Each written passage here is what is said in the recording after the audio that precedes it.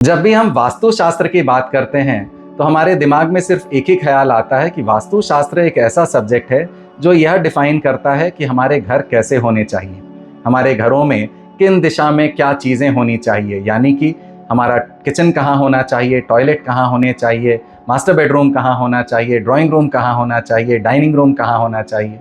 साथ में यह भी डिफाइन करता है कि कौन सी दिशा उपयुक्त है एंट्रेंसेस के लिए, कौन सी डायरेक्शन में स्लोप होना चाहिए, कौन सी दिशाएं ऊंची होनी चाहिए, कौन सी दिशाएं नीची होनी चाहिए। पर क्या आपको पता है कि वास्तुशास्त्र सिर्फ यही नहीं डिफाइन करता कि कहाँ क्या होना चाहिए, वास्तुशास्त्र यह भी डिफाइन करता है कि हमें अपने घरों में रहना कैसे है। क्या आप लाइफ में स्टक महसूस कर रहे हैं? क्या बहुत मेहनत करने के बाद भी आपको लाइफ में रिजल्ट्स नहीं मिल रहे हैं? तो हो सकता है कहीं ना कहीं आपके प्रेमाइसेस का वास्तु आपको इम्पैक्ट कर रहा है। नमस्कार, मैं हूं साकार मोहता, आपका वास्तु कंसल्टेंट एंड कोच। मैं आप लोगों के लिए लेके आया हूं एक प्रोफेशनल वास्तु कोर्स जिसमें हम सीखेंगे पंच तत्वों को, 45 देवताओं को और 16 दिशाओं को अपने घरों में, अपने ऑफिसेज में कैसे बैलेंस करना है। तो इस प्रोफेशनल वास्तु कोर्स को करके आप ना सिर्फ अपने लाइव्स को एनहांस कर सकते हैं, बल्कि एक प्रोफेशनल कंसल्टेंट बन के आप लाखों लोगों को हेल्प कर सकते हैं और नेम, फेम एंड सक्सेस कमा सकते हैं। तो देर किस बात की, अभी कॉल करें और रजिस्टर करें मेरे प्रोफेशनल सक्सेस वास्तु कोर्स को।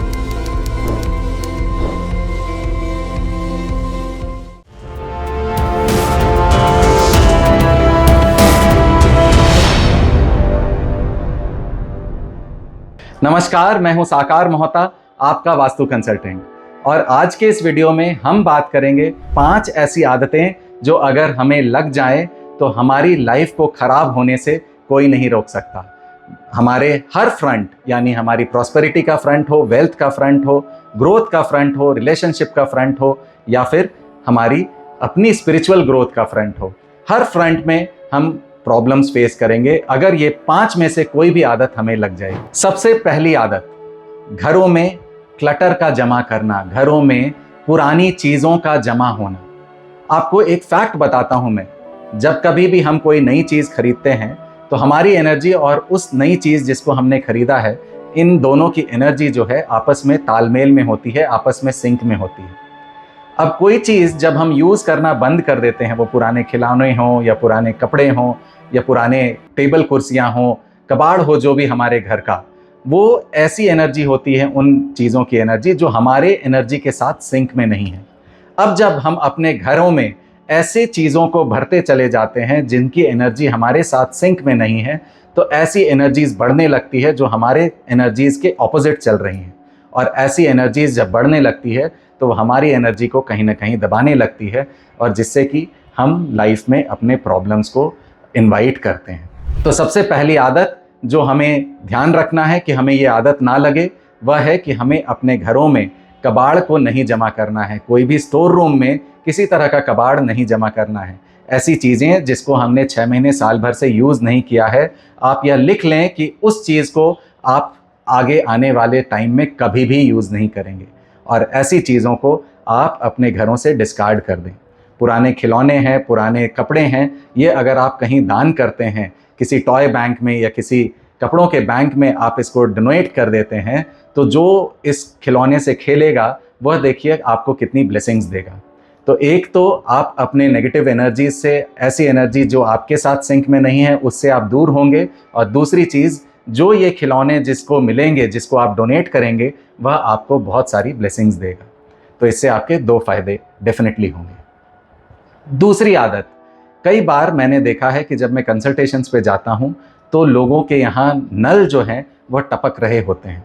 नल तो टपक ही रहे होते हैं, कई बार मैंने ये भी देखा है कि लोग अपने टंकियों में ओवरफ्लो कंट्रोल नहीं लगाते हैं, और जिसकी वजह से कई बार जो ओवरहेड वाटर टैंक्स होते हैं उससे पानी बह रहा होता है।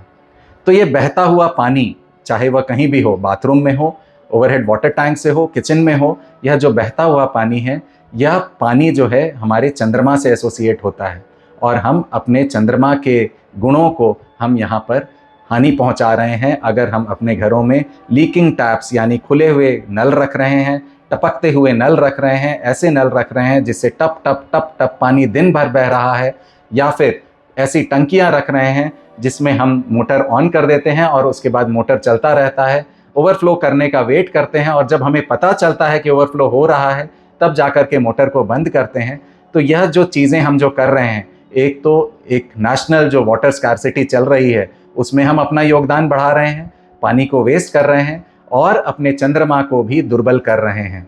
अपने चंद्रमा को दुर्बल कर हम अपने ग्रोथ को नुकसान पहुंचा रहे हैं, अपने इमोशंस को नुकसान पहुंचा रहे हैं, अपने रिलेशनशिप्स को नुकसान पहुंचा रहे हैं। तीसरी आदत जो कि बहुत ही इंपॉर्टेंट है, तीसरी आदत है हम अपने घर को कैसा रखते हैं। ठीक है, हमने कबाड़ तो अपने घर से हटा दिया, अब कोई भी अनवांटेड चीज़ हमारे घरों में नहीं है, पर जो चीज़ें हमें चाहिए, जो हमारे ज़रूरत की चीज़ें हैं, वह भी अगर हम व्यवस्थित ढंग से नहीं रखेंगे तो हम अपने शुक्र को दुर्बल कर रहे हैं। तो हमें बहुत ज़रूरी है कि हम अपने घरों में चीज़ों को सहेज के बिल्कुल ढंग से सजा करके अच्छे से रखें। अगर हम ऐसा करते हैं तो हम अपने शुक्र को बलवान करते हैं। और शुक्र हमें क्या देता है? शुक्र हमें रिलेशनशिप्स देता है, शुक्र हमें लग्जरीज देता है, शुक्र हमें कैश फ्लो देता है। तो शुक्र को बलवान करने के लिए यह सुनिश्चित करें कि हम ये आदत अपने लाइफस्टाइल में डालें कि हम चीज़ों को बिल्कुल सजा करके सुंदर से रखें अपने घरों में। घरों में क्लटर की तरह कहीं भी कुछ भी फेंक दिया, जूते खोले कहीं भी फेंक दिए, कहीं भी रख दिए, चप्पलों को कहीं पे भी रख दिया। हमारे घरों में जो अलग अलग बुक्स यूज़ हो रहे हैं, बच्चों के खिलौने यूज़ हो रहे हैं, वो कहीं पे भी पड़े हुए हैं, बिल्कुल बिखरे हुए हैं। ऐसा बिल्कुल नहीं होना चाहिए। चीज़ों को व्यवस्थित ढंग से जहाँ उनकी जगह बनाई गई है उसी जगह पर उसे ढंग से और सजा करके रखें। तो यह आपके शुक्र को बलवान करेगा और आपके लाइफ में लग्जरीज को अट्रैक्ट करेगा, आपके रिलेशनशिप्स को और स्ट्रॉन्ग करेगा। चौथी आदत जो हम नॉर्मली हर घर में ये आदत पाई जाती है, हमें गिफ्ट्स में कई बार भगवान की मूर्तियाँ मिलती है, भगवान के फोटोग्राफ्स मिलते हैं, भगवान की पेंटिंग्स मिलती हैं, कई बार कैलेंडर्स में भगवान प्रिंटेड होते हैं और इसको हम जाने अनजाने में कई जगहों पर लगा देते हैं। जहाँ मन किया भगवान की एक सुंदर सी मूर्ति मिली, जहाँ मन किया वहाँ हमने उसको प्लेस कर दिया। हमें कोई फ़ोटो फ्रेम मिली भगवान की, उसको भी हमने जहाँ मन किया वहाँ प्लेस कर दिया। पर आप यह बात समझें कि भगवान कोई शो पीस नहीं है। कई बार हम घरों के बाहर भी भगवान को प्लेस कर देते हैं, भगवान हमारे द्वारपाल नहीं हैं। तो इस बात को समझें और यह सुनिश्चित करें कि हम भगवानों की मूर्तियाँ या भगवान के किसी भी चित्र को हम अपने पूजा घर में ही इस्टेब्लिश करें, उसको कहीं और इधर उधर शो पीस की तरह ना लगाएं। अगर हम शो पीस की तरह कहीं यूज़ कर भी रहे हैं तो उनका इतना ही देखभाल करें जितना कि हम अपने पूजा घर में रखे हुई मूर्तियों का करते हैं।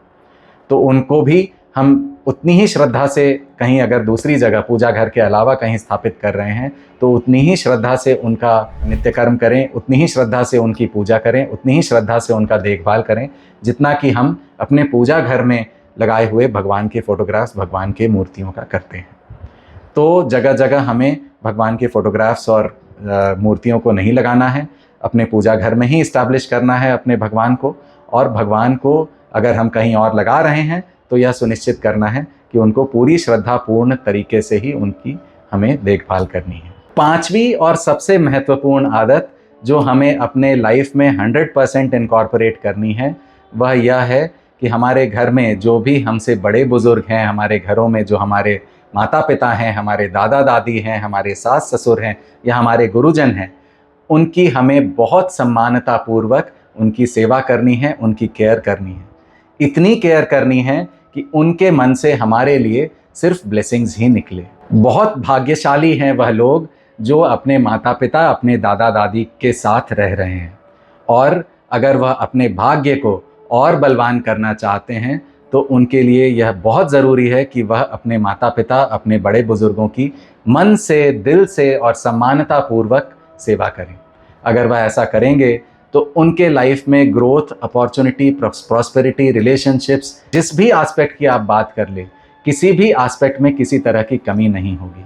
जब हम अपने पिता की सेवा करते हैं तो हम अपने सूर्य को बलवान करते हैं। जब हम अपनी माता की सेवा करते हैं तो हम अपने शुक्र को बलवान करते हैं। जब हम अपने गुरुजनों की सेवा करते हैं तो हम अपने गुरु को बलवान करते हैं। तो हम सेवा तो कर रहे हैं, पर सेवा करने के साथ साथ हम अपने प्लैनेट्स को, अपने भाग्य को और बलवान कर रहे हैं और अपने भाग्य को बलवान करके अपने लाइफ में, अपने लाइफ को बहुत ही प्रॉस्परस, बहुत ही सुंदर बना रहे हैं। आज हमने बात की 5 ऐसे आदतों की जिसको हमें अपने लाइफस्टाइल में इनकॉर्पोरेट करना है। अपने घर में क्लटर नहीं जमा होने देना है, अपने घरों में बहते हुए पानी को, टप टप नल को रोकना है, बहते हुए ओवरहेड वाटर टैंक से बहते हुए पानी को रोकना है। घरों में जहाँ तहाँ कैलेंडर्स और भगवान की मूर्तियाँ नहीं लगानी हैं। अपने बड़ों, अपने बुज़ुर्गों की सेवा करनी है। तो इन आदतों को अगर आप अपने लाइफस्टाइल में इनकॉर्पोरेट करेंगे तो 100% आप सक्सेसफुल होंगे, आपकी लाइफ बहुत अच्छी होगी। Thank you so much.